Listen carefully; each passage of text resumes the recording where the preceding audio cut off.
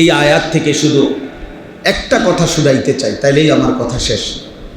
এখানে কোরবানি আমরা সবাই বুঝি, আলহামদুলিল্লাহ আমরা কোরবানি করেও থাকি, হজ আমরা করি, নামাজ রোজা যাকাত আলহামদুলিল্লাহ কম বেশি আমরা যেটুকু ইবাদত পালন করি। একটা কথা শুধু বলতে চাই, সেটা হলো এখানে একটা কথা আছে, ইন্নামা ইয়াতাকাব্বালুল্লাহু মিনাল মুত্তাকিন, এই কথাটাই বলতে চাই। হাবিল কাবিল তারা দুই ভাই, তো তারা যখন তাদের মধ্যে দ্বন্দ্ব হয়েছে তখন আদম আলাইহিস সালাম এই বিবাহ নিয়ে গণ্ডগোল হওয়াতে তাদেরকে কোরবানি করতে বলছে। তো হাবিল একটা দুম্বা কোরবানি করছে, কোরবানি মানে আল্লাহর জন্য পেশ করছে। একবারে এখনকার মতো এই নিয়ম মাফিক জবাই করতে হবে এটা ছিল না বিধান। প্রিয় কোনো বস্তু নির্দিষ্ট কোনো জায়গায় রেখে আসা, এটাই ছিল কোরবানি। বুঝছেন না কথাটি? যার কাছে যেটা প্রিয় উত্তম, তো হাবিলের কাছে সবচেয়ে উত্তম প্রিয় বস্তু ছিল তার একটা দুম্বা, সে দিছে। কাবিলের কাছে কিছু কৃষিজাত গম, শস্য, গাছ, ধান এরকম এগুলো সে একসাথ করে এগুলো রাইখে আসছে। তো দেখেন আল্লাহ তাআলা তখনকার সময় বিধান ছিল আসমান থেকে আগুন আইসা যার রেখে যাওয়া কোরবানি প্রিয় বস্তু জ্বালায় দিবে তারটাই গ্রহণযোগ্য, আর যারটা জ্বালাবে না করে থাকবে যেমনি আছে এমনি, তারটা কি হয় নাই, কবুল হয়। আচ্ছা একটাবার চিন্তা করেন চাই যে আমগো অবস্থা যদি হইতো, একটু রাখেন, একটু এই কথাটাকে চিন্তা করেন। হ্যাঁ, আমরা কোরবানি করবার পরে রাইতে ঘুমাইয়া যদি সকালে গিয়ে আরেকবার সবাই চেক দিতাম যে কার কার গরু জ্বালাইছে আর কারটা জ্বালাইছে না, কি বেজ্জতিটা হইল হইলে, তখন পুরা গ্রাম শক্তি মানুষই বলতো লম্বা লম্বা কথা কও, হ্যাঁ গপ মারতে সময় তো একবারে দুনিয়া লইয়া গপ মারো, তখনই তো প্রমাণ হয়ে গেছে বেটা তোর অবস্থা কি বাটপার, ও যে ধরে রয়েছে তোরটা জায়গা। আহ, আল্লাহ দয়া করে আমাদেরকে কত বড় ইহসান করেছে, ইহসান করেছে। তো বলতেছিলাম কাবিল তার কোরবানি কবুল হয় নাই, হাবিলের কোরবানি কবুল হয়েছে। তাহলে এখানে একটা লক্ষণীয় বিষয় হলো, শুধু এই কথাটা বুঝাইতে চাই, হাবিল দুম্বা কোরবানি দিছে মানে রাখে আসছে, কাবিল কিছু ফসল রেখে আসছে। তাহলে মূলত দুম্বা নাকি ফসল এটার ভিত্তিতে কবুল না, যে এবারটা দুম্বা দেওয়াতে কবুল হয়েছে আর হেবটা ঘাস রাখাতে বা ফসল রাখাতে কবুল হয় নাই, বিষয়টা কি না এর ভিত্তিতে। বরং এখানে এই দুই কোরবানির মধ্যে কার কোরবানিতে তাকওয়া ছিল, গুনাহ মুক্ত ছিল, এইটা হলো মূল বিষয়। হাবিলের শতভাগ সে গুনাহমুক্ত ছিল, হাবিল এমন কোনো দাবি করে নাই যেটা আল্লাহর বিধানের পরিপন্থী, হাবিল এমনটা চায় নাই যেটা নবীর বিরোধী, হাবিল এমনটা চায় নাই যেটা মা বাবার আদেশের বিরোধী। বরং কাবিল বলছে আমি আমার সাথের বোনটাকে বিয়ে করব, আমার এর প্রতি আমি আসক্ত, তো এই সাথের বোন বিয়ে করবে এই কথাটা আল্লাহর হুকুমের বিরোধী। কাবিল বলছে আমি আল্লাহর হুকুম মানি না, আমার নারী দরকার, এই বেডি দরকার। নাউজুবিল্লাহ।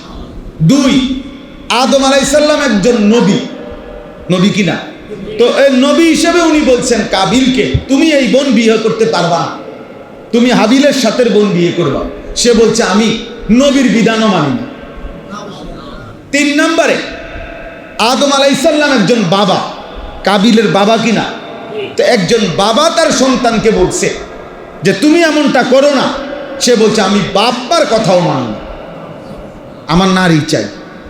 তাইলে তার পুরাটাই আল্লাহর নাফরমানি, আল্লাহর নাফরমানি কিনা, এই গুনাহ তার নাফরমানি, এই জন্য তার কোরবানি কি হয় নাই, কবুল হয় নাই। আর হাবিল পুরা হকের উপরে ছিল, হাবিল গুনাহমুক্ত ছিল, হাবিল তাকওয়ার উপরে ছিল, আল্লাহ ভীতির উপরে ছিল, আর আল্লাহ তাআলা তার কোরবানি কবুল করে নিয়েছে। এই জন্য এই কথাটা যখন হাবিলকে কাবিল বলছে আমি তোমাকে মেরেই ফেলবো, তখন হাবিল বলছে ইন্নামা ইয়াতাকাব্বালুল্লাহু মিনাল মুত্তাকিন, হে আমার প্রিয় ভাই মেরে ফেলো, কোনো অসুবিধা নাই। লা ইন বাসাত্তা ইলাইয়া লিতাকতুলানি মা আনা বিবাসিতিন ইয়াদিয়া লিআকতুলাকা। হাবিল বলছে তুমি যদি আমাকে হাত বাড়াও মেরে ফেলতে, আমি তোমার দিকে হাত বাড়াবো না, তুমি আমাকে মারো, কোনো সমস্যা নাই। ইন্নী আখাফুল্লাহ রাব্বাল আলামিন, আমি আল্লাহকে ভয় করি। কাকে ভয় করি? আল্লাহকে ভয় করি। অতএব শোনো, ইন্নামা ইয়াতাকাব্বালুল্লাহু মিনাল মুত্তাকিন, কিয়ামত পর্যন্ত সর্বযুগে সর্বকালে আল্লাহ ইবাদত কবুল করবেন তার, তাকওয়া থাকবে যার, তাকওয়া থাকবে। তাহলে আল্লাহ তাআলা ইবাদত কবুল করবেন কার? আবার বলেন না কার? তাকওয়া থাকবে যার। তাকওয়া তাকওয়া তাকওয়া থাকবে যার মানে কি? মানে তাকওয়া মানে হলো গুনাহ থেকে পবিত্র থাকবে। তাকওয়া মানেই হলো গুনাহ থেকে মুক্ত থাকা।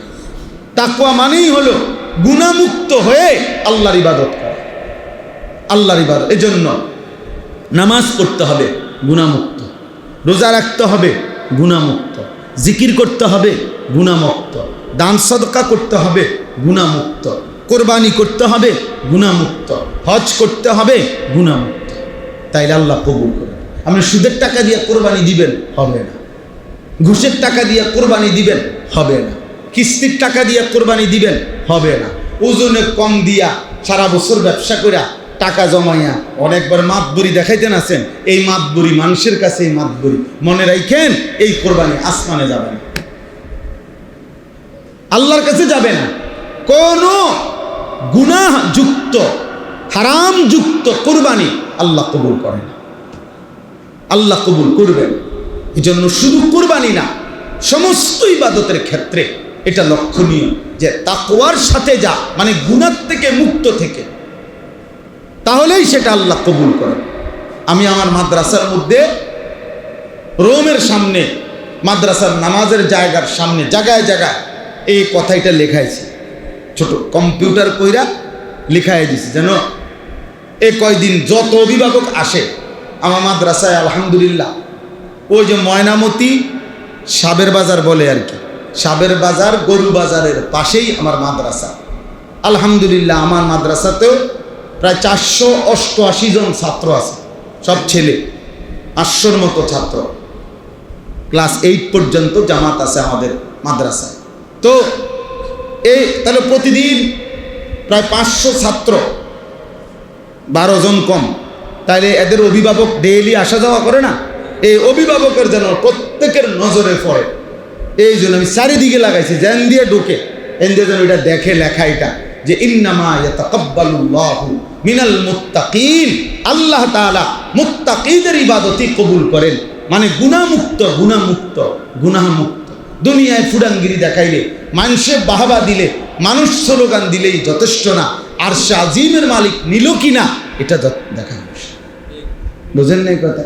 হ্যাঁ, দুনিয়াতে তো কইছে জনাব অমুক 30,000, আপনি কইছেন মার হাবা, মার মার হাবা, মার তো হাবা বুঝলাম, বুঝেন না কথা? মার হাবা সবে ঠিক আছে, কিন্তু আসমানে গেছে কিনা সেটা দেখার চালা, আরশে আজিমে পৌঁছলো কিনা, মালিক নিল কিনা, সেটা আমার আর আমনের স্লোগানের ভিত্তিতে না। কিসের ভিত্তিতে? গুনাহমুক্ত হালালের ভিত্তিতে, হালালের ভিত্তিতে। তাহলে অতএব সম্পদ তো হারাম, তো 1 কোটি মানুষ স্লোগান দিল, সেটা মালিক নেবে না, সেটা মালিক নেবে না। সম্পদ তো হালাল, পৃথিবীর কেউ না জানলেও সেটা আল্লাহ তাআলার আরশে আজিমে পৌঁছে যাবে, আর আল্লাহ তাআলা আরশের নিচে হাশরের ময়দানে ছায়া দান করবে। নবী সাল্লাল্লাহু আলাইহি সাল্লাম সেটা বলছেন। এজন্য আমরা প্রত্যেকেই আজকে এই শেষ কথা এতটুকুই, গুনাহমুক্ত জীবন দরকার। কি দরকার বলেন? যুবক ভাই ছেলেরা, তোমরা যে কয়জন বাবা শুনছো, আমার প্রিয় ভাই, আমার ছোট ভাই, গুনাহ ছেড়ে দাও। নারী দেখা, ছবি দেখা, অশ্লীল দৃশ্য দেখা, মোবাইলের উলঙ্গ ছবি দেখা বন্ধ করো বাপ, বন্ধ করো। আমি প্রত্যেক দিন বলি, আমার খুব ভয় হয়। মনে করেন যে সমস্ত ছেলে, যে সমস্ত মেয়ে এশার নামাজও পড়ে নাই, ফজরের নামাজও পড়ে না, সারা রাত নারী, ছবি, গল্প, মোবাইলের অশ্লীল দৃশ্য, হারাম দৃশ্য দেখতে দেখতে ঘুমায় গেল, তাদের কিন্তু শরীর নাপাক, বীর্যপাত হয়, ফলে শরীর নাপাক হয়ে যায়। তাহলে এই নাপাক শরীর নিয়ে এই নাফরমান যে ঘুমায় রইল, যদি এই রাত আর ভোর না হয়, যদি তার আর ঘুম না ভাঙে, যদি রাত গভীরের কোনো দুশ্মনের অদৃশ্য বোমার আঘাতে সে উড়ে যায়, কথা বলেন না, তো তার মৃত্যু কিসের উপরে হলো? কতটা নিকৃষ্ট মরণ হলো বলে। সে তো তওবা করারও কি পাইল না, সে তো কিছু বলবারও সুযোগ পাইল না। এটা খুব জরুরি, খুব জরুরি, কথা বুঝছেন? এই জন্য দয়া করে যুবক ছেলেরা ফিরতে শিখো, ভাবতে শিখো। এই প্রতিবেশী আমাদের খুব বেশি উত্তেজিত, মনে রাখতে হবে। আমাদের কাঁটাতারের প্রতিবেশী গোটা পৃথিবীর কাছে লজ্জিত হয়েছে। আলহামদুলিল্লাহ, পাকিস্তানের মুজাহিদ সেনাবাহিনী দাঁত ভাঙ্গা জবাব ফিরাই দিয়েছে, 20 সেকেন্ড লাগে নাই ফিরাই দিতে জবাব। ইমানদার দেখাইছে, বেঈমান প্রমাণিত হয়েছে। আমি তো বলছি, গত 15-16 বছরে তো আমরা তাদের তেল ডলতে ডলতে ফ্যাসিস্ট দোসররা, যার পরে আমরা ভাবি নাই, বুঝি নাই, আমরা তো মনে করছি কত কিছু জানি আছে, কিন্তু এখন আলহামদুলিল্লাহ এই লড়াইয়ে প্রমাণিত হয়েছে ওদের বেঈমানের কাছে কিচ্ছু নাই, শক্তি সাহস বলতে কোনো হিম্মত নাই। এবার তো স্পষ্ট প্রমাণিত, বাংলার দামাল যুবকরাও যদি লাগে, ইনশাআল্লাহ বিজয় আমাদেরই আসবে।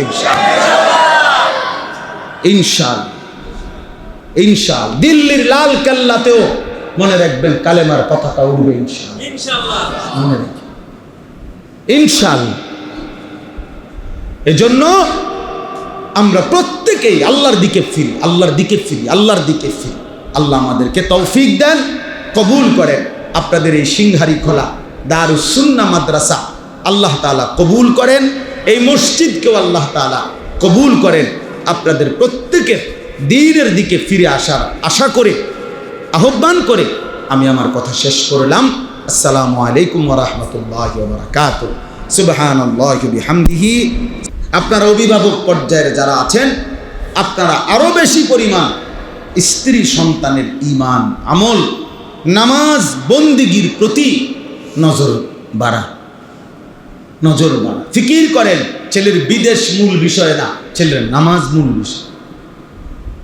ছেলের দোকান মূল বিষয় না, ছেলের সেজদা মূল বিষয়। ওর সাথে এটা বোঝাপড়া করেন, বাবা তোমার বিদেশ আমি দায়িত্ব, আমার জিম্মাদারি না যে সুদে টাকা নিয়ে হলেও, কিস্তিতে টাকা নিয়ে হলেও তোমার আমি বিদেশ পাঠাইতেই হবে, এটা আমি জিম্মাদার না বাবা। তোমার সেজদাওয়ালা বানানো এটা আমার জিম্মাদার।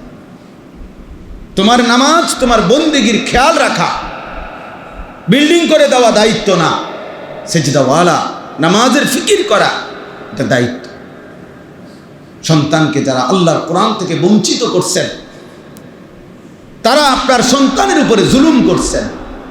মাদ্রাসায় পড়ান নাই, দিন শিখান নাই, আল্লাহর কোরআন থেকে বঞ্চিত করেছেন। যারা মুসলমান হয়েও আল্লাহর কসম আপনি জুলুম করছেন, আপনি জালেম। হাসরের ময়দানে জালেম হিসাবে আপনাকে আল্লাহর সামনে জবাবদিহি করতে হবে। আমি বলে দিলাম, মনে রাখুন, মুসলমানের সন্তান আপনার সন্তান, মুসলিম, আপনি তাকে আল্লাহর কোরআন পড়া থেকে বঞ্চিত করলেন কেন? হ্যাঁ, আপনি মুসলমান, আপনার সন্তান মুসলমান, অথচ আল্লাহর কোরআনের একটা লাইন, একটা পৃষ্ঠাও দেখে দেখে পড়তে পারে না। ঘটনাটা কি? আপনি কি জাতের মুসলমান? আপনার জিফুত কি জাতের মুসলমান? হ্যাঁ, নিজেই কি হইলেন আর সন্তানরে কি বানাইলেন? কারণটা কি? আল্লাহর কোরআনকে প্রত্যাখ্যান করলেন কেন?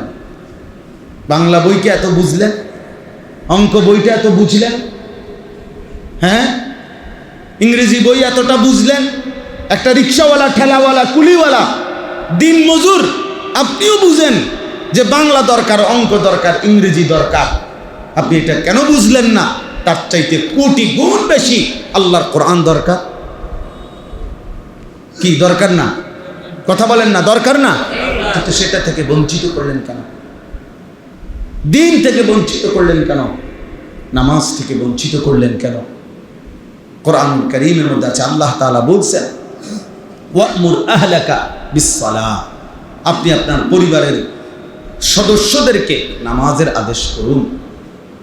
কোরআনুল কারীমে আল্লাহ তাআলা বলছে, উতলু মা উহিয়া ইলাইকা মিনাল কিতাব, হে নবী, আপনার উপরে আমি যে কোরআন নাজিল করেছি আপনি তা আমার বান্দাদের সামনে শুনান, পড়েন, তেলাওয়াত করেন।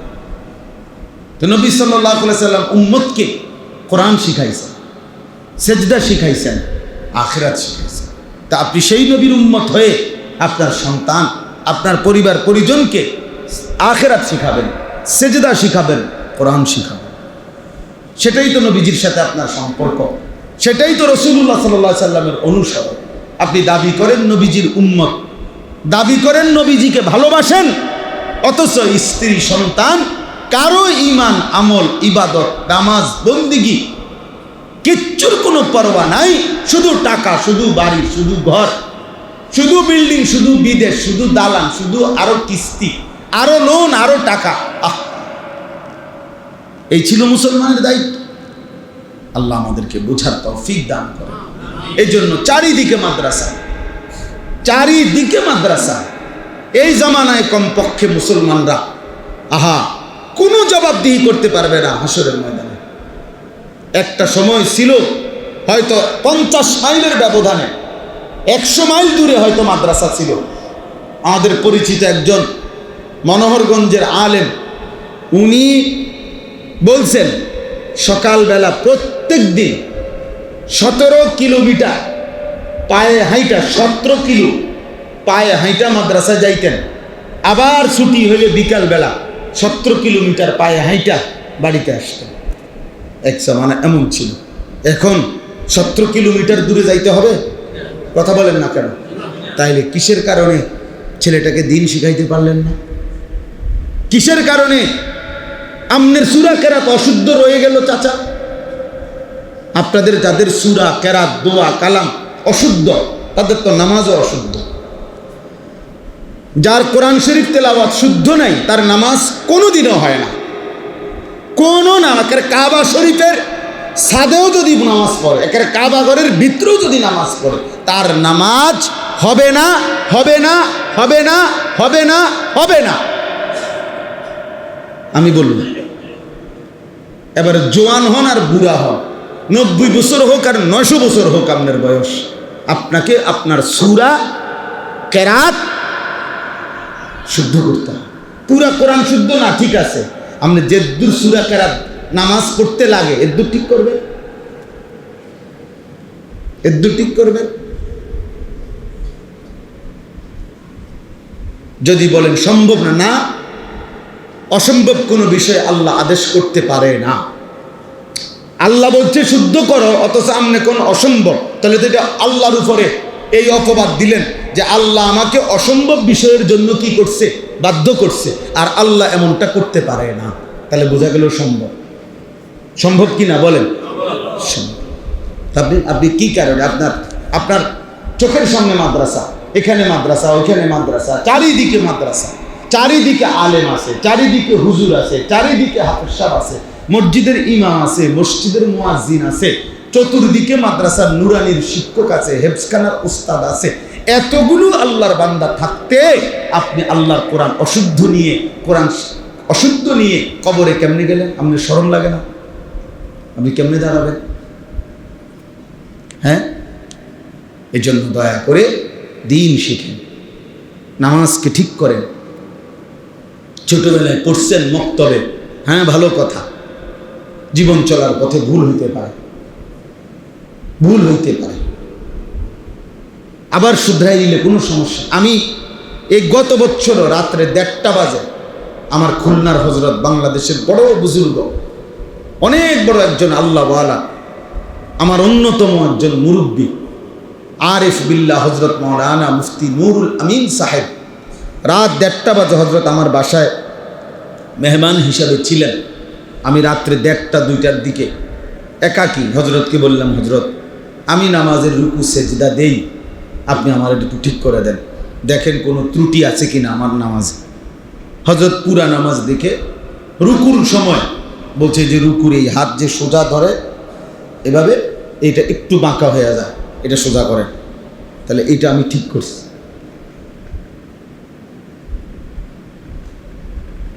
কথা বলেন, তাহলে আমার যদি ঠিক করার দরকার হয়, আপনার ঠিক করার দরকার নাই না? আপনার কোনো ভুল নাই, তাহলে এটা উচিত ছিল না? একজন আলেমকে দেখানো যে হুজুর আমার ওযুটা হয়নি, কুদ্দুস সাহেব, আমার রুকুটা হয়নি, আমার সেজদাটা হয়নি, হতে পারে সামান্য একটু বেখেয়ালির কারণে, আমি হয়তো অজান্তে আমার সবটা নামাজ কি হয়ে গেছে, বাদ হয়ে গেছে। তখন একটু যদি আমার ধরাই দিত, হয়তো আমার এটা আজীবনের জন্য কি হয়ে যাইত, ঠিক হয়ে যাইত, সহজ ছিল।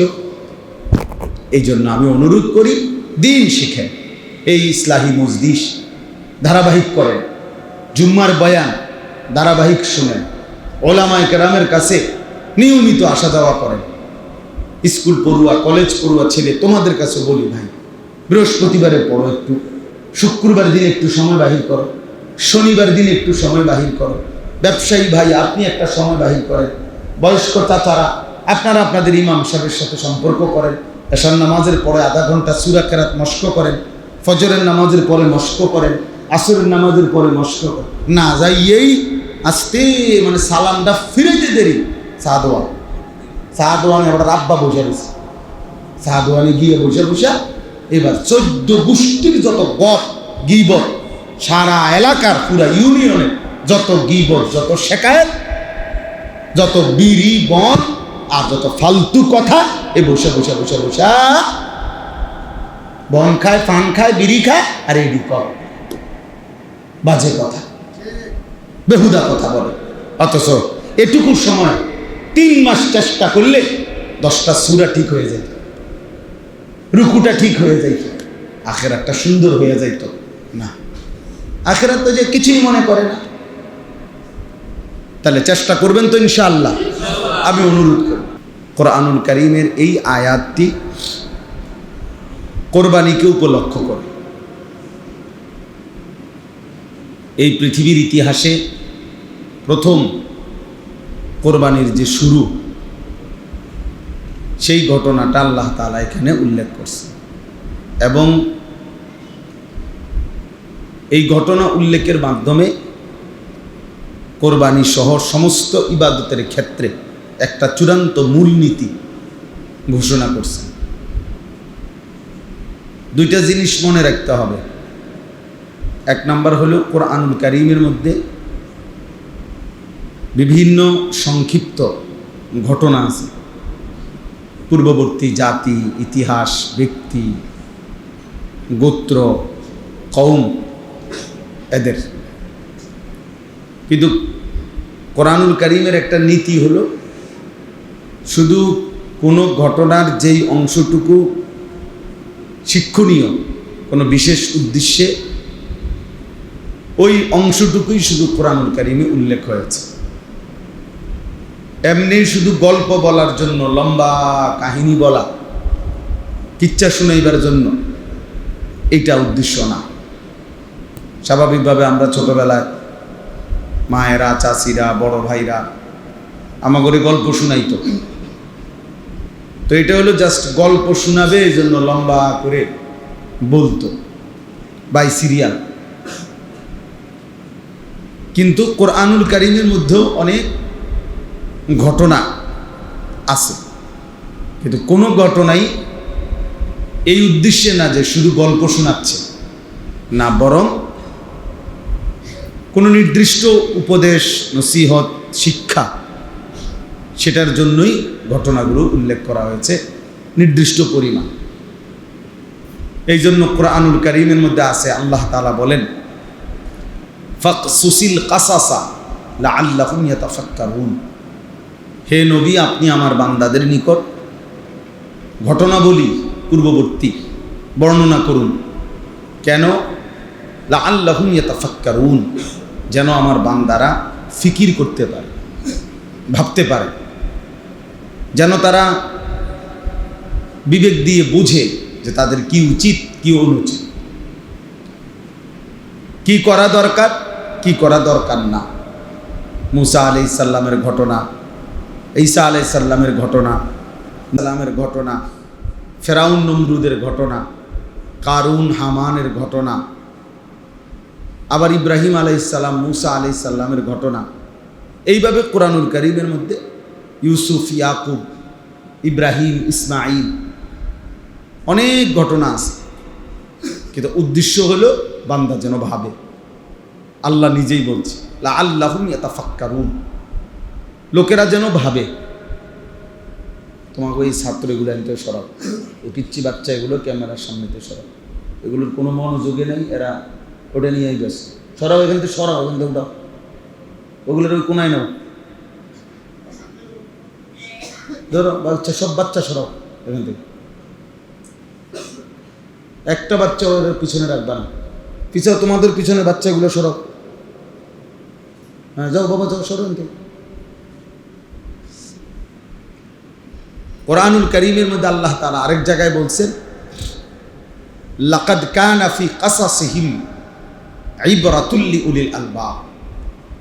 পূর্ববর্তী ঘটনার মধ্যে যারা বিবেকবান তাদের জন্য ইবরত, উপদেশ আছে, উপদেশ আছে, শিক্ষার উপকরণ আছে, যাদের বিবেক আছে। তাহলে বিবেকবানদের জন্য কোরআনুল কারীমের ঘটনাবলীর মধ্যে উপদেশ আছে, আল্লাহ তাআলা বলছেন।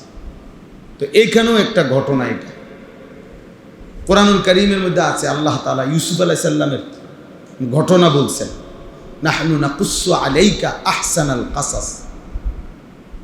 আল্লাহ তাআলা নিজেই বলছে, হে বন্ধু, আমি আপনাকে বড় সুন্দর একটা গল্প শোনাচ্ছি, গল্প শোনাইতেছি, ইউসুফের গল্প। তো এরপরে উদ্দেশ্য কি? উদ্দেশ্য হলো নিজেদের জীবনে এই ঘটনার থেকে শিক্ষা নেওয়া। কোরআনুল কারীমের মধ্যে আছে, আল্লাহ তাআলা বলছেন আসহাবে কাহাফ, 7 জন যুবক যারা পূর্ববর্তী জামানায় আমাদের নবীজির আগে ঈমান আনছিল।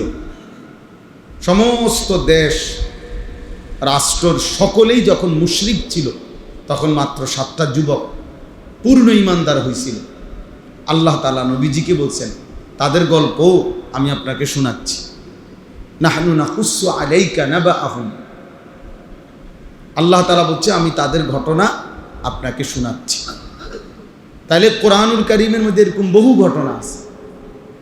সমস্ত ঘটনার উদ্দেশ্য হলো আল্লাহর বান্দা যেন উপদেশ হাসিল করে, শিক্ষা অর্জন করে, এখান থেকে যেন পরবর্তী জীবন নিজের জন্য কিছু নিতে পারে। এজন্য ইতিহাসকে দর্পণ বলে, আয়না বলে। ইতিহাসকে বলে আয়না, অর্থাৎ আয়নাতে যেমন দাঁড়াইলে নিজের চেহারা ত্রুটি ভালো উপলব্ধি করা যায়, ঠিক ইতিহাসের দিকে তাকাইলে নিজের মধ্যে ত্রুটি এবং নিজের মধ্যে করণীয়, উচিত অনুচিত, এটা উপলব্ধি হয়। যেমন আমরা নমরুদের ঘটনা শুনলাম, ফেরাউনের ঘটনা শুনলাম, এখান থেকে কিছু শিখলাম। আমরা আবার মুসা আলাইহিস সালাম, ইব্রাহিম আলাইহিস সালামের ঘটনা শুনলাম, সেখান থেকেও কিছু শিখলাম যে আমাদের জন্য এটা উচিত, এটা অনুচিত, এটা আমাদেরকে করতে হবে, এটা আমাদেরকে ছাড়তে হবে। আল্লাহর অনুগতদের পুরস্কার কি, অবাধ্যদের পরিণতি কি। এইভাবে আল্লাহ তাআলা কোরআনুল কারীমের মধ্যে ঘটনাবলী উল্লেখ করছে। তো এইখানেও একটা ঘটনা, কোরবানিকে কেন্দ্র করে আল্লাহ তাআলা এই ঘটনা উল্লেখ করছেন যেন আমরা এর থেকে সবক নিতে পারি, উপদেশ গ্রহণ করতে পারি। তাহলে ঘটনাটা কি, এটা সংক্ষিপ্ত আকারে আমি বলতেছি। আপনারাও জানেন, এরপরও আবারও বলা, প্রত্যেক কথাই অনেকেরই আবার আগের থেকে জানা আছে। তা আবার বলা হয় কেন? আবার বলা হয়, কোরআনুল কারীমে আল্লাহ তাআলা বলছে, কোরআনের কথাগুলো বারবার বলতে থাকেন। প্রত্যেকবারই মুমিনের ফাইন্নাদ যিকরা তানফাউল মুমিনিন, প্রতিবারই মুমিনের নতুন করে আবার উপকার হবে, আবার চেতনা আসবে, আবার অনুভূতি আসবে, আবার বিবেক জাগবে, আবার নিজের কর্তব্য বুঝতে পারবে। এই জন্য আপনারা প্রত্যেক বছর শবে বরাত কাছাইলে শবে বরাতের কথা শুনেন, শবে কদর আসলে শবে কদরের কথা শুনেন, রমজান আসলে রমজানের কথা শুনেন। তো এগুলো তো একবার শুনছেন। যদি বলেন যে আবার কয় কীর্তন, আল্লাহ বলছে আবার বলতে, বারবার বলতেন, বলছে ওয়াদাক্কির, আল্লাহ বলছে বারবার বলেন। যখনই বলবেন মুমিনের উপকার হবে, নতুন করে আরেকবার ভাববে যাহারে কোরআন এভাবে বলছে, আমি কেন করছি না। এই কোনো একদিন হয়তো বিবেক জাগবে, অনুভূতি বাড়বে, তো আল্লাহর দয়া আর ফজল হলে আল্লাহর পথে চলে আসে, আল্লাহর পথে চলে আসে। এই জন্য ধারাবাহিক শুনতে হয়, ধারাবাহিক বলতে হয়, আল্লাহর কথাকে অমনোযোগী হইতে নাই। একটা পাথরের উপরেও যদি আপনার ধারাবাহিক পানি পড়ে, বৃষ্টির ফোঁটা পড়ে, তাহলে কিছুদিন পরে একটা সময় পাথরটাও ছিদ্র হয়ে যায়, মানে ধারাবাহিক পড়ার কারণে। তাহলে ঠিক এমনিভাবে কোনো কলিজার ভিতরে যদি কেউ ধারাবাহিক আল্লাহর কথা শুনতে থাকে, মনোযোগ দেয়, তো আজকে ছুটে গেছে, আজকে করতেছে না, আজকে করতেছে না, কিন্তু এই ধারাবাহিকতার বরকতে হয়তো একদিন আল্লাহ তাআলা দয়া করে আমলের তৌফিক দিয়ে একদিন জীবন বদলে যাবে। এই জন্য আল্লাহর কথার থেকে অমনোযোগী হইতে নাই। জুমার নামাজের বয়ান মনোযোগ দিয়ে শুনবেন। যে ইমাম সাহেব আপনার এলাকার হোক, ইমাম সাহেব পরিচিত কম হোক, সব বক্তা সব ইমাম সাহেবকে সবাই চিনতে হবে এটা জরুরি না। সারা পৃথিবী চিনতে হবে, সব সাহাবীকে সবাই চেনে না।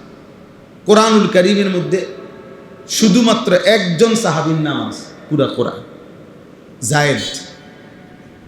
জায়েদ রাদিয়াল্লাহু তাআলা। জায়েদ ওনার নাম, নবীজির পালক পুত্র ছিলেন, জায়েদ ইবনে হারেসা। জায়েদ ওনার নামটাই আছে কোরআন শরীফে, ফালাম্মা কাদা যাইদুম মিনহা ওয়াতারা।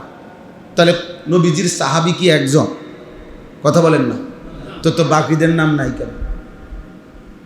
বাকিদের কারো নাম না। আবু বকরের নাম কই? ওমরের নাম নাই তো কোরআন, ওসমানের নাম নাই, আলীর নাম নাই, হাসান হুসাইনের নাম নাই, তো ওনারা ব্যর্থ। কথা বলেন না কেন? কোরআনুল কারীমের মধ্যে 25 জন নবী এবং রাসূলের নাম আছে। কয়জন? তো নবী রাসূল কি মোট 25 জন? তো 1,24,000 নবী রাসূল। এই যে এই বর্ণনাটাও যদি ধরা হয়, তাহলে 1,24,000 নবীর নাম কোরআন শরীফে আছে। তো যাদের নাম নাই, কেউ চিনে না, যাদের নাম কেউ জানে না, ওনারা ব্যর্থ। তাহলে এইটা বোঝা দরকার, সবাই চিনতে হবে, জরুরি না। আপনাকে ইমাম সাহেব, আমরা ইমাম সাহেব আর কী করব, ওখানে কী করব? উনি কিছু জানে না নাকি? কিছু যদি না জানে তাহলে ওনারা রাখলেন কেন? আর জানলে শুনবেন না কেন? কথা বোঝে না। যদি ইমাম সাহেব অযোগ্য হয় তারা রাখছেন কেন? আর যদি যোগ্য হয় শুনবেন না কেন? বলে এই জন্য এটা ইনসাফ থাকা উচিত। হ্যাঁ, ইনসাফ থাকা উচিত। অনেক মুসল্লি আছেন ইমাম সাহেবের ব্যাপারে তুচ্ছ-তাচ্ছিল্য না। ইমাম সাহেব মানুষ আর জানে কি না? আপনি জানেন, আপনি যে চা দোকানে বসা বিড়ি খান, এটা খুব ভালো কাজ। আপনি বহুত বড় পণ্ডিত, আপনি আজকে বুড়া হইয়া গেছেন, আপনি অন্য বিড়ি খানা ছাড়তে পারছেন না, আপনি গপ মারেন, ইমাম সাহেবের বদনাম করেন। হ্যাঁ, আপনি এখনো কথা বললে গালি ছাড়া কথা বলতে পারেন না, আপনি নিজের চালাক মনে করেন। এই জন্য এটা ঠিক না। আল্লাহর কথা শোনা উচিত। ইমাম সাহেবের বয়ান শুনবেন, আলেমে দ্বীনের বয়ান শুনবেন। সবাই বক্তা পরিচিত হইতে হবে, জরুরি। আল্লাহর ইচ্ছা এটা। কাউকে আল্লাহ 1000-এর সামনে বলার সুযোগ দিছে, কাউরে আল্লাহ 10 জনের সামনে বলার সুযোগ দিছে। দুটোটাকেই কদর করা উচিত যে আমার আল্লাহ তৌফিক দিছে, আমার আল্লাহ বলার সুযোগ দিছে, একজনই হোক। কোরআন শরীফে আছে সূরা ইয়াসিনের মধ্যে 3 জন রাসূল এক এলাকায় আমাদের নবীজির আগে মানুষকে আল্লাহর দিকে ডাকছে। 3 জন রাসূল, 3 জন। কয়জন? হ্যাঁ। ওয়াদরিব লাহুম মাসালান আসহাবাল কারইয়া ইদ জাআহাল মুরসালুন ইদ আরসালনা ইলাইহিম ইসনাইনি ফাকাদ্দাবুহুমা ফাআজ্জাজনা বিসালিসিন। এই 3 জন মোট হইছে। আল্লাহ বলছে 3 জন রাসূলকে আমি এক এলাকায় মানুষকে আল্লাহর দিকে দাওয়াত দিতে পাঠাইলাম। ওনারা দিবা নিশি দাওয়াত দিছে, বিনিময়ে 3 জনের দাওয়াতে কালেমা পড়ছে 1 জন, ইমানদার হইছে শুধু 1 জন। ওয়াজাআ মিন আকসাল মাদিনাতে রাজুলুন, এই রাজুলুন 1 জন। তাইলে আপনি কি মনে হয় ওনারা ব্যর্থ? এই জন্য সংখ্যা কোনো কথা না, আল্লাহর কথা দিল দিয়ে শুনবেন, ইবরত যেন হয়, উপদেশ যেন হাসিল হয়। হৃদয়ের মধ্যে যদি কোনো সামান্য অনুভূতি না হয়, চাচা ভাবা উচিত যে আপনার কলিজা নিশ্চয়ই পাথর। আজকে 40 বছর ধরে আপনি মসজিদে জুমার নামাজের বয়ান শুনেন, প্রত্যেক জুমা, বছরে 52 সপ্তাহ, 1 বছরে কয় সপ্তাহ? তো 30 বছরে এবার কতগুলো সপ্তাহ? তো 30 বছর ধরে প্রত্যেক বছরে 52 সপ্তাহ জুমার বয়ান শুনেন আপনি, এরপরেও প্রত্যেক দিন বিড়ি খান। আপনার এটা কি কলিজা? ঘটনাটা কি? আপনার দিল তো পাথর হয়ে গেছে, ভাবা উচিত। আপনি আজকে 40 বছর ধরে ইমাম দেখলেন, আলেম দেখলেন, হুজুর দেখলেন, মসজিদ মাদ্রাসা দেখলেন, আজান শুনলেন, আল্লাহর কোরআন দেখলেন, কত মানুষের জানাজা পড়লেন, কত লাশ দাফন করলেন। কই আপনি দিয়ে 60 বছর 70 বছর আপনি বিড়ি খান, আপনি এখনো চা দোকানে টেলিভিশন দেখেন। হ্যাঁ, আপনি তো শক্ত ডাকায়, আপনি কি ছোটোখাটো হারামি? কথা বলেন। হ্যাঁ, নাহলে প্রতিবাদ করেন। আপনি কি ছোটোখাটো হারামি নি? আপনি যে কত বছর ধরে টেলিভিশন দেখেন বলেন? তাহলে বোঝা গেল দিল পাথর হয়ে গেছে। একজন মোমেন, একজন মুসলমান এত লম্বা সময় গুনাহ করতে পারে না। গুনাহ হলেও পিছলা খাওয়ার মতো হইতে পারে, অর্থাৎ কেউ চলার পথে কখনো কখনো হুচট খায়, পিছলা খায়, আবার উঠে দাঁড়ায় যায়। কিন্তু তাই বলে মানুষ সারাক্ষণ পিছলা খায় না, মানুষ সতর্ক হয়ে যায়। এরপর তাহলে গুনাহ হলে এক ধরনের পিছলা খাওয়া, যে কখনো ভুল হয়ে গেছে, কখনো গুনাহ হয়ে গেছে।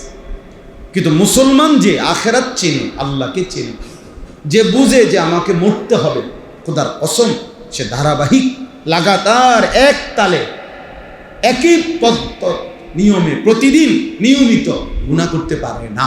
এটা কোনো মুসলমানের না। আপনি 30 বছর সুদ খাবেন, আমার কি ডাকাইতে নামে? আমি কিসের মুসলমান? একজন মুসলমান 30 বছর সুদ খাবে প্রতিদিন, প্রত্যেক দিন ওজনে কম দিবা, তুমি মুসলমান? কোনো দিনই ফজরের নামাজ পড়বা না, তুমি মুসলমান? হ্যাঁ, 365 দিনে একদিনও ফজরের নামাজ পড়তেন না, তো নিকৃষ্ট জানোয়ার বেটা। হয়তো নিকৃষ্ট জানোয়ার, মানুষরূপী জানোয়ার, জানোয়ারের চাইতে নিকৃষ্ট। তো মানুষ নামের কলঙ্ক। আল্লাহর কোরআন বলছে, কোরআন তাকে জানোয়ার বলছে, আনআম চতুষ্প জন্তু বলছে। লাগাতার মিথ্যা বলে কেন? আপনার ঘরে প্রতিদিন টেলিভিশন চলবে, প্রত্যেক দিন একটা ডেইলি আপনার ঘরে নাচ গান নাটক সিনেমা। তার মানে আপনি কোনোদিনও এটা ভাবতেন না যে এটা গুনাহ? কথা বলেন না কেন? আপনার কি কোনোদিন বছরের কোনো সময় আপনার মনে পড়তো না এটা যে গুনাহ? তার মানে আপনি এটাকে গুনাহই আর মনে করেন। আপনি মনে করছেন এটা একটা ছেলে খেলা আর কি, মস্কারি আর কি। হুজুররা যে নিষেধ করছে, আপনি মনে করছেন হুজুররা ফাইজলামি করে। হ্যাঁ হ্যাঁ, বুঝছেন না কথাটা? আপনি মনে করছেন যে নাচ গান নর্তকীর ছবি দেখা যে হারাম, হুজুররা কয় হুদা কয় আর কাম নাই দীক্ষা কয়, তাতে নাই তো 30 বছর প্রতিদিন ওনার ঘরে টেলিভিশন চলে কেমনে বলেন? প্রতিদিন মিথ্যা বলে কেমন? প্রতিদিন নামাজ ছাড়া থাকে কিভাবে সম্ভব? এজন্য নিজের হিসাব নিজে মিলাই, এক জাররা বিবেক, এক বিন্দু বিবেক খাটানো জরুরি। চালাকি ভাববেন না কেউ কাউকে। আপনি আমারে বুঝ দিলেন, আমি আপনারে বুঝ দিলাম, এসব চালাকি করলে হবে না। হুজুর আমরা গ্রামের মানুষ, আমরা সাধারণ মানুষ, কোনো রকম দিন আইনা দিন খাই, আমরা এত তান টোয়াই লইব, এসব ফাঁক না আলা, হ্যাঁ টাঙ্গাইয়া ফিটবো মনে রেখে এমন ফিটবে। আমাদের এই মস্কারি ফাইজলামি করেন, কি ভাবছেন? আখেরাত মামুলি? কথা বলেন না কেন? আখেরাত মামুলি? আখেরাত কি? মসজিদে 30,000 টাকা দিলেই জান্নাত, দুই কাতার টাইলস করে দিলে জান্নাত। আখেরাতের মূল্য জান্নাত এই দুই কাতার টাইলস, 4টা ফ্যান দিয়ে দিয়েছেন বেহেস্ত নাকি? বেহেস্ত কি? 2টা রুম আর একটা বারিন্দা নাকি? তো কি মনে করছে? হ্যাঁ 60 বছর মিথ্যা বলতেছেন, আপনি কেমনে জান্নাতে যাবেন? প্রতিদিন বিড়ি সিগারেট খান, আপনি কেমনে আখেরাতে যাবেন বলেন? প্রতিদিন আপনার উপার্জন হারাম, ওজনে কম দেন, ঠকান, মিথ্যা বলেন, কিস্তি নিতেছেন, লোন নিতেছেন, সুদ খাইতেছেন, ঘুষ খাইতেছেন, আপনি তো হারামখোর, আপনি জান্নাতি হবেন কেন? হারামখোর জান্নাতি হয় কিভাবে হবে? আল্লাহ নবী সাল্লাল্লাহু আলাইহি ওয়াসাল্লাম বলছেন, লা ইয়াদখুলুল জান্নাতা জাসাদুন গুযিয়া বিল হারাম। যেই দেহ হারাম দ্বারা বেড়ে উঠেছে, আল্লাহ রাসূল সাল্লাল্লাহু আলাইহি সাল্লাম বলেন ওই দেহ জান্নাতে প্রবেশ করবে না। লা ইয়াদখুলুল জান্নাহ, সে জান্নাতে ঢুকবে না। তাইলে জান্নাত আপনার আমার বাপের সম্পত্তি। আল্লাহ আমাদেরকে বুঝার তৌফিক দান। বাবা আমার সাফ কথা, নিজেকে চালাক ভাইবেন না, মিথ্যুক চালাক না, মিথ্যুক বোকা, সুদখোর বোকা, ঘুষখোর বোকা, বেনামাজি নাফরমান ওই বোকা। যে ছেলেগুলো নামাজ পড়ে না, আপনাদের যে সমস্ত ছেলেগুলো, এগুলো অপদার্থ, এগুলো মানুষ নামের জানোয়ার। আমি বললাম যদি কারো প্রতিবাদ করতে মঞ্চে করেন, আসেন আমি আপনাদের বুঝাই দেব। যদি বলেন কোরআন দিয়ে বুঝাইতে তাও সম্ভব, হাদিস দিয়ে বুঝাইলে তাও সম্ভব, যুক্তি দিয়ে যদি বুঝাইতে চান তাও সম্ভব। ওই জানো, যার কপালে সেজদা নাই ওই জানো। কেন? কারণ কেন সেজদা দেয় না? প্রত্যেক বেনামাজি নাফরমান কেন সেজদা দেয় না? তার মনের ইচ্ছা দেয় না, আর কি তার মন চাইছে দেয় না। মানে আল্লাহর সাথে রাগ করার ন্যূনতম কোনো যুক্তি কারণে আপনি একটা কারণ দর্শান যে আল্লাহর সাথে আমি এই কারণে রাগ করছি, কি? যে আল্লাহ আমার সামনে সবই লোকে আল্লাহ নিঃশ্বাস দিতে আছে, আমার 1 ঘন্টা ধরে নিঃশ্বাস বন্ধ রাখছে, এই জন্য আমি আল্লাহরে সেজদা দেই না। কি এরকম? সবগুলো মানুষের আল্লাহ তাআলা আলো দিয়ে রাখছে, রোদ আমার জন্য অন্ধকার করে রাখছে। হ্যাঁ কি কারণ? একটা যুক্তি আসেনি বলেন যে এই কারণে আমি আল্লাহর সাথে রাগ করছি। তাইলে কোরআনুল কারীমে স্পষ্ট বলছে, মিয়া ছেলেরা বাবা শোনো, যদি মায়ের সন্তান মানুষের বাচ্চা হও, মুসলমানের সন্তান যদি হও, তো শুনো, আল্লাহ তাআলা কোরআনে বলছে মনের ইচ্ছা মতো যে চলে, আল্লাহর কসম, আল্লাহ বলছে তার উদাহরণ হলো ওয়াত্তাবাআ হাওয়াহু ফামাসালুহু কামাসালিল কাল।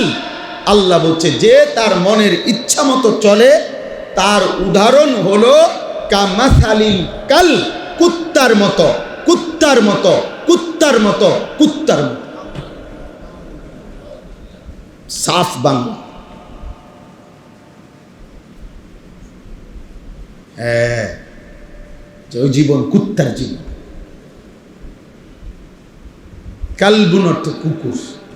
আপনি জিজ্ঞাসা করি যে কোনো হুজুরে জিগে, আপনাকে এলাকার হুজুরে জিগে। তাইলে এই জন্য বেনামাজির জীবন কুত্তার জীবন, হারামখোরের জীবন জানোয়ারের জীবন। তো বলে হুজুর আমনের গুনাহ নাই? আছে, 100 বার আছে। কিন্তু ওই যে বললাম 2 রকম, কারো গুনাহ হলো হুসট খাওয়া, কারো গুনাহ হলো লাগাতার করতে থাকা। বোঝেন নাই কথা? হুঁচট খাবি। আমি 6 মাস ধরে ফজরের নামাজ পড়ি, তো এমন হইতেই পারে যায় 1 দিন 2 দিন জামাত ছুটে গেছে, 1 রাকাত হইতেই পাইছি না, হইতেই পারে। কথা বুঝছেন না? তাই বলে 365 দিন 1 বছরে কোনোদিন নামাজ পড়বে না, এটা একটা সিরিয়াল বানাই নিছে। এটা স্বাভাবিক, স্বাভাবিক। প্রতিদিন মিশা কথা বলে, প্রত্যেক বেলা ওজনে কম দেয়। কিন্তু এটা বুঝি হোঁচট খাইছে হে তো ঠান্ডা মাথায় ইচ্ছা করে পরিকল্পিতভাবে বুঝে শুই না সে নাফরমানি করছে। তাই না? প্রতিদিন বিকালবেলা টেলিভিশন দেখে, প্রতিদিন সন্ধ্যাবেলা নাচ গান দেখে, সারা রাত মোবাইলে উলঙ্গ ছবি দেখে। মহিলা প্রত্যেক দিন বেপর্দা, মহিলার জিন্দিগিটাই বেপর্দা। মহিলার রাস্তার লগে পুকুরের দ্বারে গোসল করে, বেড়ে ছাইয়া তাই। এই অপদার্থ মহিলা, এটা কিসের মহিলা বলেন? এটা শুধু গুনাহ, এটা সীমা লঙ্ঘন। কথা বলেন? এটা বাড়াবাড়ি, এটা অহংকার, এটা ঔদ্ধত্য, এটা আল্লাহকে পরোয়া না করা। যে তুমি নিষেধ করছো, রাখো তোমার নিষেধ। তুমি আল্লাহকে বৃদ্ধাঙ্গুলি দেখা, আর রাখেন আমনের নিষেধ, আমনে থন। আল্লাহ আমাদেরকে মাফ করে দেন। এজন্য প্রিয় ভাই আমার, বন্ধু আমার, বাবা আমার, বুঝতে হবে এটা। ভাবতে শিখেন, ভাবতে শিখেন, নিজের ভালো বোঝেন কমপক্ষে। ইসলাহি মাহফিল মানে ইসলাহে নফস। এই ইসলাহি মাহফিল মানে সংশোধনের মাহফিল। কার সংশোধন? শুধু নিজের সংশোধন। এতটুকু যদি বুঝেন তাহলে আমাদের এই ছোট মাহফিল সার্থক। আমরা এই ছোট্ট ছোট্ট মজলিসে বয়ান করি এই উদ্দেশ্যে, অর্থাৎ নিজের ফিকির ভাবা। আমি কমপক্ষে একজন মানুষ এত বেকুব হয় না যে আমি আমার ভালোটাই বুঝি না। আরে বেটা, তুই কি ধরনের বেকুব? দেখ, একটা কুত্তাও তো বেটা লাঠি আলগি দিলে, একটা কুকুর লাঠি উঠাইলে দৌড় মারে। হে বুঝে আমার এটার মধ্যে বাড়ি দিলে আমার ব্যথা লাগবে, আমার ক্ষতি হইব, বোঝে না? নাহলে কুত্তা দৌড় দিছে কেন? তাহলে একটা কুকুর বুঝে তার নিজের সেফ, নিজের ভালো। অথচ এই মানুষ নামের জানোয়ার 1 ওয়াক্ত সেজদা দেয় না, সারাদিন ছবি দেখে, নারী দেখে, উলঙ্গ দৃশ্য দেখে। আপনাদের লক্ষ লক্ষ ছেলে এই জানোয়ার নিজের হাতে নিজের জাহান্নামের আগুনে ফেলে দিচ্ছে। এ তো কুকুরের চাইতেও খারাপ দেখা, এ তো কুকুরের চাইতেও খারাপ। এজন্যই কোরআনেও বলছে বালহুম আদাল্লু সাবিলা, বালহুম আদাল, বরং তার চাইতেও নিকৃষ্ট। এ তো কুকুরের বুঝো নাই এর ভিতরে, একটা বিড়ালের বুঝো তার ভিতরে নাই। একটা বিড়ালও তো ছোট্ট লাঠি আলগি দিলে, কাঁটা খাইতে আইসা লাঠি উঠাইলে দৌড় মারে, আবার সে বোঝে না আমার ক্ষতি হবে। তা আমার এই মিথ্যা, আমার এই চুরি, আমার এই জেনা, আমার এই ব্যভিচার, আমার এই নারী, আমার এই ছবি, আমার এই নাটক, আমার সুদ, আমার ঘুষ, এটা যে আমার ক্ষতি করবে, আমারে জাহান্নামের আগুনে পোড়াবে, আমারে কবরে কষ্ট দিবে, আমার অনন্তকালের আখেরাতটা বরবাদ করে দিবে। এদ্দুর দেমাগ, এদ্দুর বিবেক, এদ্দুর বিবেচনা, এদ্দুর আকল যার নাই, সে মানুষ হয় কিভাবে বলে? সে মানুষ কিভাবে হয় বলে? ইনসাফ কি বলে? বিবেক কি বলে? আল্লাহ আমাদেরকে বুঝার তৌফিক দান করেন। এজন্য বুঝতে শিখেন, ভাবতে শিখেন। চাচারা অনেক বয়স্ক চাচা আছেন, কি বুঝে বয়স হয়ে যাওয়ার পরেও এখনো চা দোকানের টেলিভিশন দেখেন। মানে কিসের উপরে ভিত্তি করে? মরেন না দেখে মনে করছেন আর মরতেন না? হ্যাঁ, 60 বছর যেহেতু বাচ্চা গেছেন, তাহলে 600 বছরে আর মরতেন না নাকি? তো চা দোকানে বসেন কেন? টেলিভিশন দেখেন কেন? বিড়ি সিগারেট খান কেন? বয়স হয়ে গেছে এখনো সুদে টাকা নেন কেন? বয়স হয়ে গেছে এখনো কিস্তি নিলেন কেন? এই হারাম জিন্দিগি কোন দিন ছাড়বেন? মরবেন না আপনি? আর আমনে মরলে বুঝি পৃথিবীতে আর কেউ কামাই করবে না? আমাদের পূর্বে যারা মারা গেছে তো তাদের মৃত্যুর সাথে সাথে তাদের ফ্যামিলির উপার্জন বন্ধ হয়ে গেছে। তো তাহলে আমনে মরলে আমাদের ফুতে কামাই রোজগারি আবার করবে? আপনি কেন শুরু করছেন? আপনি থাইকা সব শেষ করে দিয়ে যাইতে হইব। ঘটনাটা কি? যে আমি যেমনে পারি, সুদে পারি, কিস্তিতে পারি, বাটফারি করে পারি, সিটারি করে পারি, দোতলার কাম আমি শেষ করে দিয়ে যাইতে হইব। 4টা ফুট আমি বিদেশ ফাটাই দিয়ে যাইতে হইব। আমি থাকতে থাকতে সবাই বিয়ে শাদী করাই দিয়ে যাইতে হইব। ঘরের ফার্নিচার একবারে নুনের বাড়িটাও আমি থাকতেই কিনা দিয়ে যাইতে হইব। কারণ আপনার কাছে ঘোষণা আসছে যে আমনে মরলে পৃথিবীতে আর আমনের ফ্যামিলির কেউ উপার্জন করতে পারবে না। পৃথিবীতে উপার্জন, কামাই রোজগারি, দোকান ফাট, বাজার, ব্যবসা বন্ধ। আপনি শেষ, আপনি দোকানদারি করতে আছেন কি এরকম? তো তাইলে আপনার সমস্যা কি? আপনাকে সমস্ত হারামের মাধ্যমে, অবৈধ উপার্জনের মাধ্যমে সন্তানের ভবিষ্যৎ করে দিয়ে যাইতে হবে। এই বাধ্য করলো কে আপনাকে? কে আপনারে বলল? কে আপনারে বলল?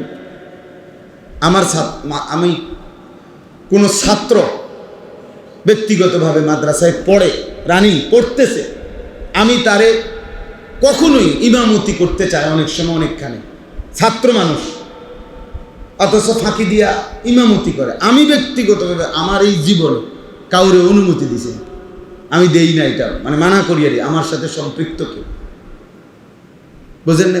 তো অনেক সময় অনেক ছেলে পেলে আসে বলে, হুজুর এরকম একটা ভালো মসজিদ সবসময় পাইতাম না। আমি না, তোমার ফারেক হওয়ার পরে, তুমি পড়ালেখা শেষ করার পরে পৃথিবীতে আর কোনো মসজিদের লোক নিবে না, এই সিদ্ধান্ত কে জানাইল তোমার? কথা বুঝেন নাই আপনি? এরপরে বুঝি আর লোক নিত না, এই বছরই শেষ, মানে পৃথিবীতে ইমাম নিয়ে নিতেছে শেষবারের মতো, আর কেয়ামত ইসরাফিল ফু পর্যন্ত আর পৃথিবীতে কি নিত না, কেউ ইমাম নিত না। এরকম কথা হয়েছে তোমার? তো তোমার সমস্যা কি? তোমার অসুবিধা কি? তুমি এখন পড়ো। এই জন্য বাপ দয়া করে, শক্ত হইলেও যদিও মনে করেন কঠিন কথা, কিন্তু আপনি ভাবেন, তোমরা ছেলেরাও ভাবো, ছেলেরাও আগামীর পৃথিবী বন্ধু ঈমান আর কুফরের পার্থক্যই হবে। আগামীর পৃথিবীতে মুনাফিক আলাদা হবে। দেখেন খুব দ্রুত, ইনশাআল্লাহ খুব দ্রুত পৃথিবীর দৃশ্যপট বদলে যাচ্ছে।